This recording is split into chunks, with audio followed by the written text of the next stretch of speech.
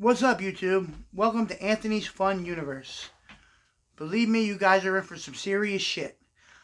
Yo, you do know how to bleep that stuff out, right? No? Shit. Well, you better figure that shit out.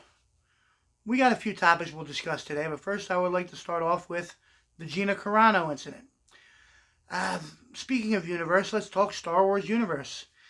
If those of you that are fans like myself, I got beat up a lot as a kid, but hey, okay. Gina Carano was a top star in the new series by Star Wars, The Mandalorian.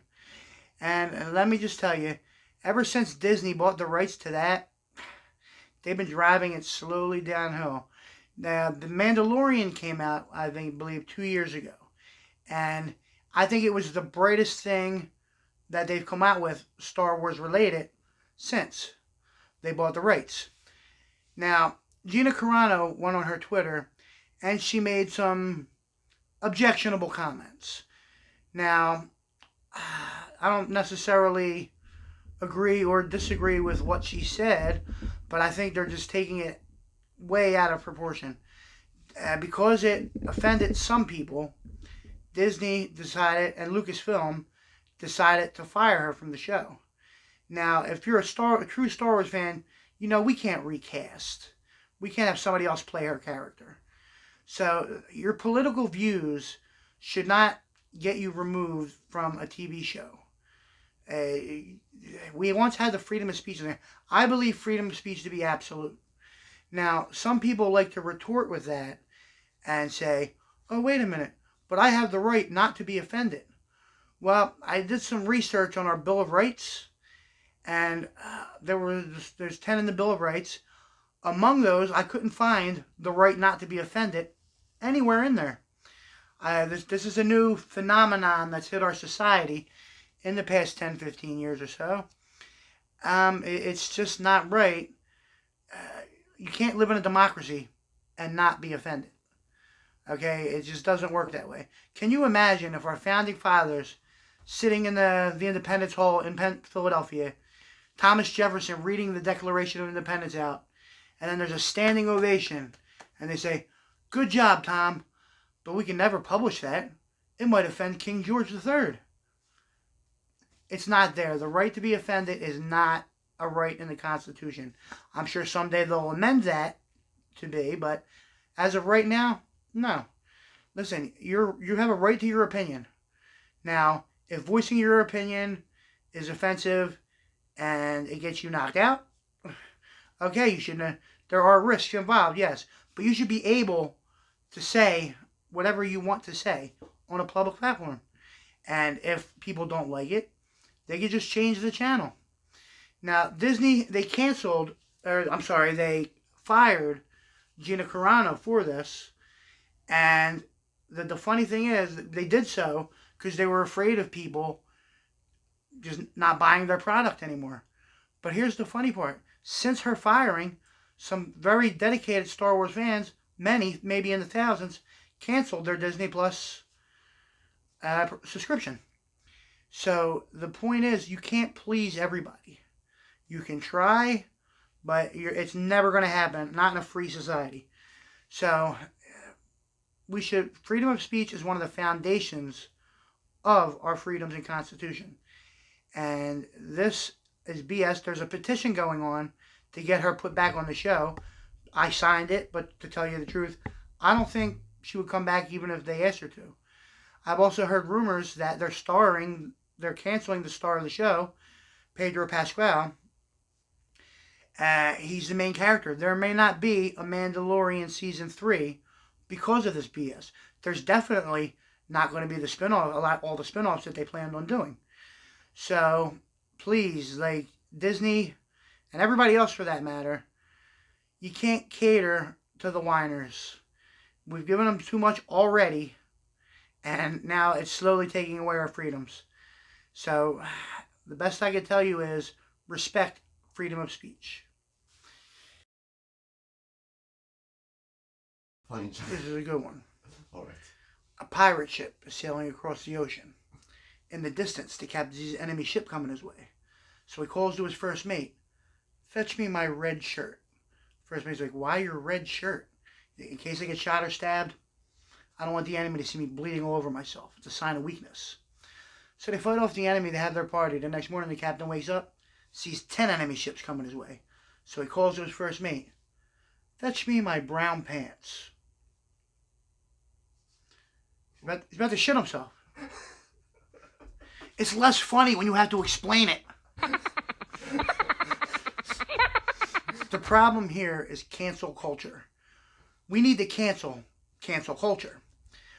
People, I don't know, it's the newest generation, maybe the one even before that. They just have this unyielding belief that they have the right not to be offended. And we keep building that up. They have no tolerance to the smallest little offenses. And when somebody makes a mistake like that and actually offends somebody on the camera, they send them, they say, yeah, if you want to keep your job, you have to go to these sensitivity classes, this, that, and the other. Train them not to be offensive to anybody, which, by the way, is impossible. But still, when they make a big apology, and they go through this, jump through the hoops, don't you think it would be easier from birth to teach kids how not to be offended? Train them to not be offended so easily? See, when we were kids, and this is going back to the 80s, our friends, our enemies, everybody, we rag on each other, we call each other names, ridicule to hell. Nobody put on a trench coat, came to school with a shotgun or a assault rifle. And now today, anybody can say anything to me. It doesn't even faze me. I get messed with all the time. I laugh at 80% of it myself. I don't take myself that seriously. Another thing, these college kids who had their mommy and daddy pay for their college tuition, their parents really dropped the ball on them. Their parents didn't let them know their opinions in the long run really doesn't matter that much. Sure, opinions matter, but these people are professional victims. They roll over out of bed in the morning and say, oh, how can I be a victim today? They're even fighting for stuff that offends other people, not even them. If you have no dog in the race, you should just keep your mouth shut. But getting back, you should not be so easily offended. It's not that deep, people. It's like you're looking for any reason to nitpick, and you shouldn't just run through life just worrying about being offended. If being offended is good. It's like you get immunity. Like if there's a disease and you come into contact with it, your body automatically starts building an immunity to it.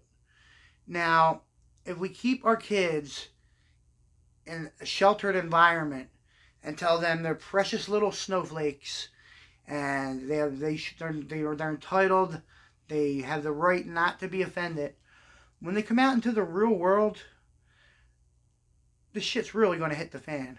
I said shit again. We need to build up our next generation's immunity to offensiveness. Because you may not realize it, we have the freedom of speech in this country. We have the freedom of speech in this country. And with this whole you have the right not to be offended thing, that's just one way of limiting our speech. Now, they just don't want to hear opinions that they don't agree with. And that's another thing. I've said it before. I used to consider myself mid-left liberal, to the left. Now, and I really didn't have much love for the right. One thing I've noticed, though, as of late especially, the right, they really don't try to censor your speech. Like, you go to a college campus, and it's held by right-wing people. They'll let you talk. They'll let you disagree with them. They'll let you shout and protest. Now, the left, if a similar event was run full of a left-wing audience, and they don't agree with the right-wing people that are talking, the left will protest and yell and scream constant throughout the whole thing until the person just gets off the stage. Now, that's not freedom of speech. You got to let people talk. You're going to hear opinions that you don't agree with. It's the way of the world, at least it's always been up until recently. So we really have to watch out. We're one step away from, or maybe one or two steps away from fascism. We have to safeguard against that. Thomas Jefferson once said, the price of freedom is constant vigilance. And we have to remain vigilant in order to protect our freedoms. And this little thing right here that we're dealing with is one of the many things we need to safeguard against if you want your kids and your grandkids to grow up in the free country that we all grew up in. A priest and a rabbi visit a grade school. Suddenly a fire breaks out. So the priest and the rabbi are darting down the hall towards the exit. The priest yells over the rabbi, "Wait, what about the children?" The rabbi keeps running. "Fuck the children." The priest stops and says, "You think we'll have time?" We're going to get letters. Yes, I am not thin-skinned.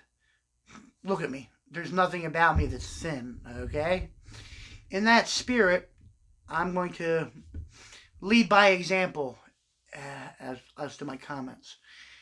If we get this video up to 100 likes and 100 comments, I want everybody that watches this video to like and then comment and then make a fat joke about me. Bring it on. I've heard it all. Once we get to 100 likes and 100 comments, me and my producer will personally go through all of them, read them, and vote on the best 3. And those 3 will be read in our next video. So, like I said, I thought I've heard them all. Maybe you got some that I haven't heard. Bring them on. Let's hear it, people. You have the right to express your opinion, and I'm not going to even try to stop you. Let's have it. In local news, you may not know this, but I am a proud citizen of Philadelphia. And there was a news story that came up in the past couple days that I just got to bring up. There was a high-speed pursuit a few days ago in Philadelphia. Now, we just got hit with a nice ice and snowstorm. And so the most of the streets were still pretty much covered in ice and snow, making it very slippery. Some genius steals a car and decides to run from the police when they try to apprehend him. High-speed pursuit throughout the city. He crashes his car into another car, gets out, Grand Theft Auto style, rips an old lady out of her car, and continues the pursuit in her car. Now, the cops chased him for a while, and in the middle of the pursuit, he drove down Center City, outside of police headquarters, just to give them the finger, and then keep going. Now, this is not smart, but you have to laugh at this one. Breaking the law, we do not condone that. But when he gets to jail, he will be treated like a hero. Not by the guards. In fact, he was tased and the cops are still probably beating the shit out of him. Cops don't like it when you make them chase you. I know for a fact, many moons ago, I used to run. This was a couple 100 pounds ago, of course. But, yeah, it was common knowledge. In our day, the cops, if you were doing wrong, not because of your race or whatever, but if you were doing wrong, the cops, they tended to beat the shit out of you. And we were kids too, underage, and they would give us the choice. They would say, all right, well, listen, we could either take you into jail and your parents will have to come and get you, or we could take you back by the Delaware River and just beat the shit out of you.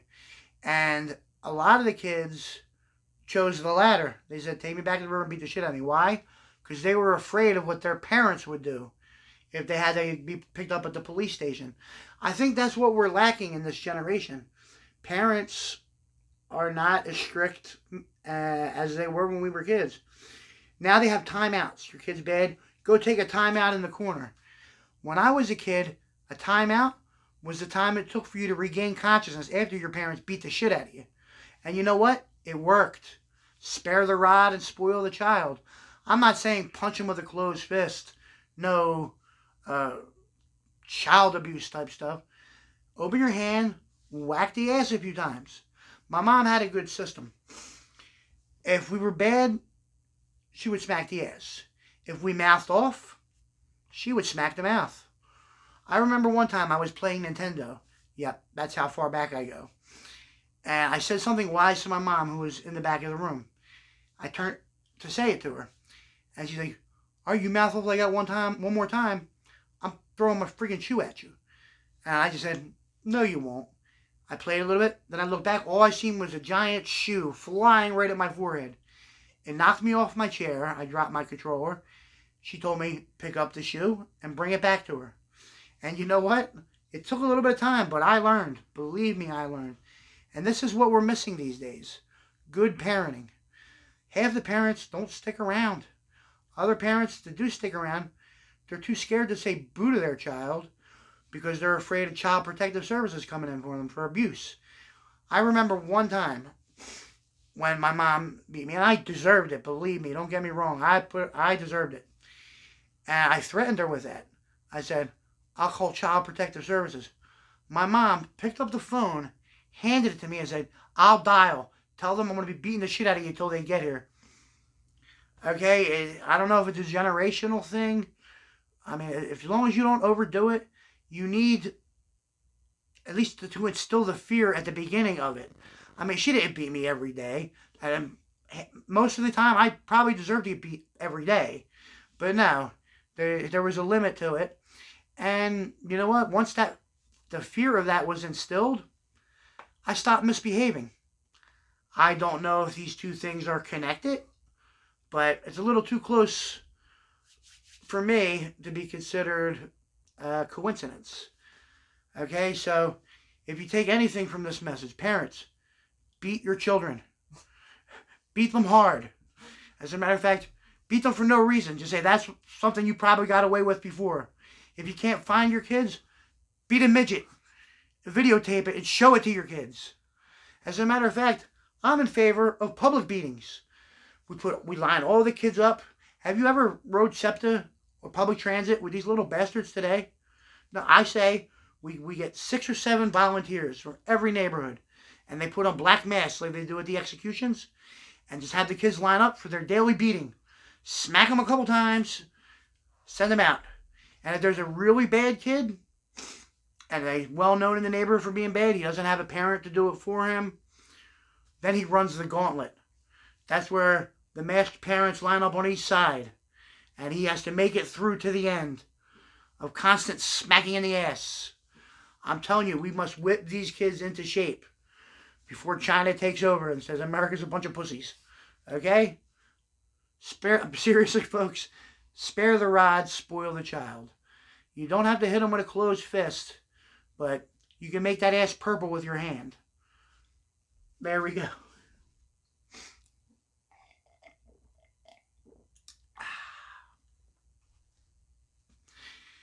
I just told millions of watchers to beat your kids.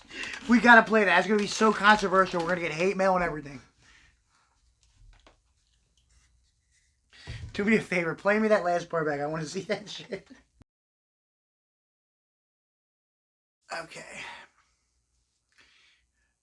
A man walks into the doctor's office, and the doctor doesn't like what he sees. He says, "I'm going to pull a pint of your blood, and I'm going to call you back with the results." 2 days later, the guy gets a phone call. He's like, "Hey, doc, how did my results go?" Doctor says, "Well, I got some bad news for you and some worse news for you." He says, "What's the bad news?" "The bad news is our test results show you got about 24 hours to live." And the guy says, "Well, what the hell could be worse than that?" And the doctor says, "I'm trying to get in touch with you since yesterday." A man's walking along the beach, and he finds a magic lamp. He rubs it, and a genie pops out. And he says, "Wow, do I get 3 wishes?" And he says, "Nah, you only get 1 wish." And he's like, "Well, the girl that lives next door to me, I'm in love with her, but she don't know I exist. Can you make her fall in love with me?" And he's like, Genies can't make people fall in love. That's an impossible wish. We can't do the impossible. Pick something else." And then the guy says, "Oh, well, I wish Donald Trump would be a great president." And the genie says, All right, let's talk about your girlfriend.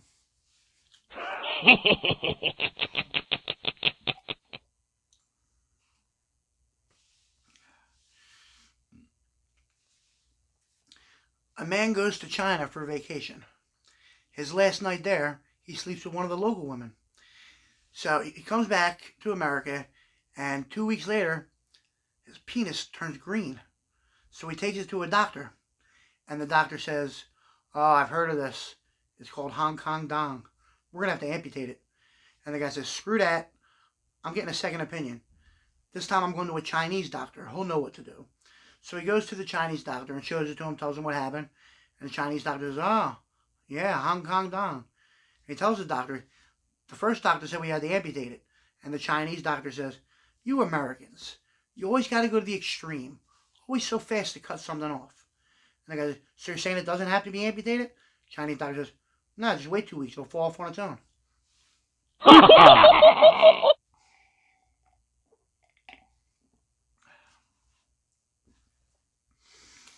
One of my favorite stories about freedom of speech, one of my favorite heroes of freedom of speech, freedom of press, and freedom of expression was Larry Flynt, the creator of Hustler magazine. Now, he actually made a lot of strides in activism for freedom of speech, press, and expression. Now, this little story happened during the Clinton administration, back when they were trying to impeach President Bill Clinton. And it was mostly Republicans that were doing it, of course, because he was a Democrat. And Larry Flynt, the next day, went on national TV and announced he would offer $1 million to any woman out there who has proof that they slept with one of those Republican senators that were trying to impeach him. And the very next day, a good percentage of them withdrew their impeachment request. I think that is hilarious. You go, Larry Flynt. Well, that's not all we have for you, ladies and gentlemen, but we want to keep the time condensed down to around 15, 20 minutes max. So we will have more for you in our next episode. Now, I've seen many of these YouTube videos. At the end, they always give that annoying little speech, like, comment, and subscribe. Listen, I'm not going to tell you to like, comment, and subscribe. I think you're intelligent enough. If you want to like, comment, and subscribe, you're probably going to end up hitting like, comment, and subscribe. So with that, I bid you adieu. Enjoy this fun universe around us, and we'll be back with another episode of Anthony's Fun Universe.